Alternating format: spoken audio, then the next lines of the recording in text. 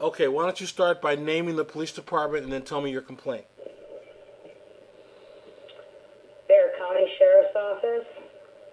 Okay, Bexar County Sheriff. And yes, at first I didn't even think they were officers because they were plain clothes. They arrived in a big gray silver truck, possibly a Ford F-250, and possibly with one of those Ram bars on the front. And I thought that they perhaps were a repo guys. So I just didn't take them to be officers the way that they approached me and the questions that they asked without identifying who they were.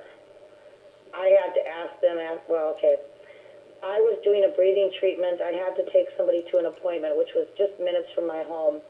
Their appointment was at 4 o'clock for a job interview. I have a severe case of COPD, and I was doing a breathing treatment, prepping myself to be exposed to the heat and humidity. And that was at 3:20. I started getting ready for my treatment.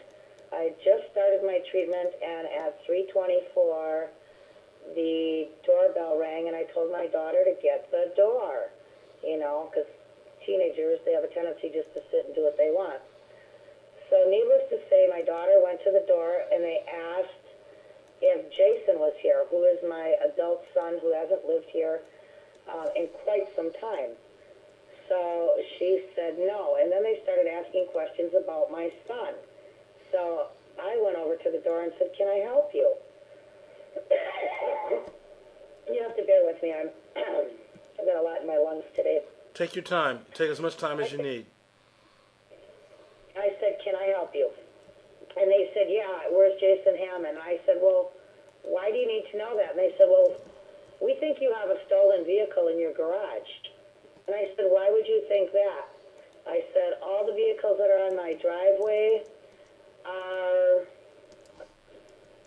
titled and registered, or all the vehicles are registered to me, and the vehicle in the garage is my son's." I said, "I don't need more vehicles, I need less." And they said, "Well, we want you to open up your garage door." And I said, "Now, why would I do that for you?" And they said, "Well, we're not just asking you, we're telling you we want you to open the garage door." And I said, "And by what authority? Who do you guys think you are?" So the man that I was speaking to was Caucasian, maybe 5'11", about 165, 170 pounds. He lifted up his right shirt, I guess you call it shirt tail, and he exposed a badge and a black gun to me.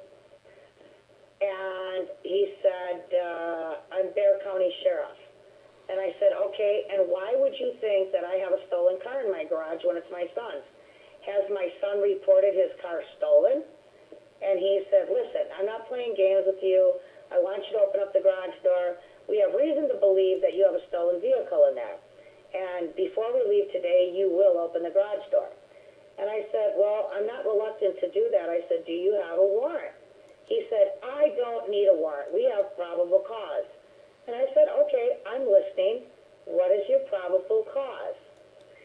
And he said, "Your garage door was left open the other night." And I said, "Okay, keep talking. That's not probable cause."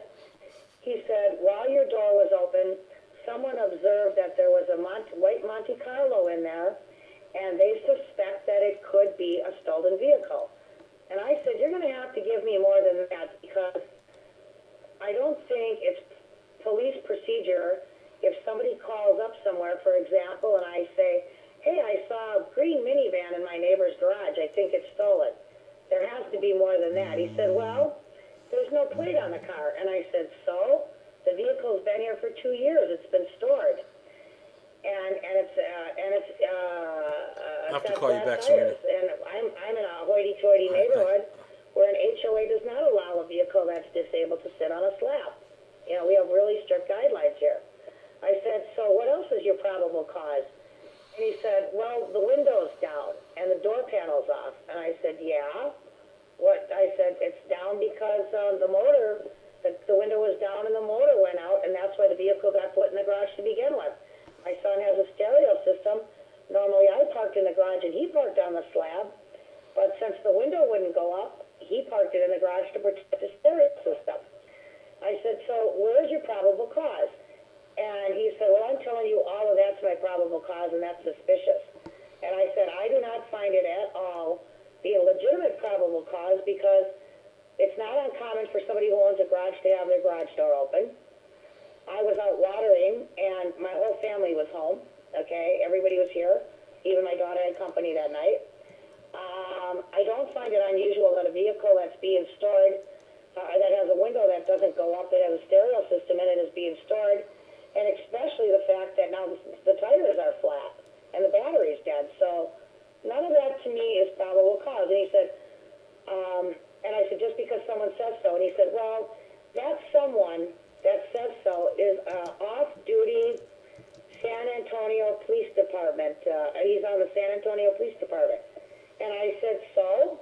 What does that have to do with anything? He said, when we receive a report from an officer that has reason to believe that there's stolen property somewhere, we have the right to investigate. And I said, yes, you do. But I think you're going to need more than that for probable cause. So anyway, I pretty much was going to be done with him and go in the house, and he told me, wait a minute, what are you doing? I said, I'm going back in. Our business is done here.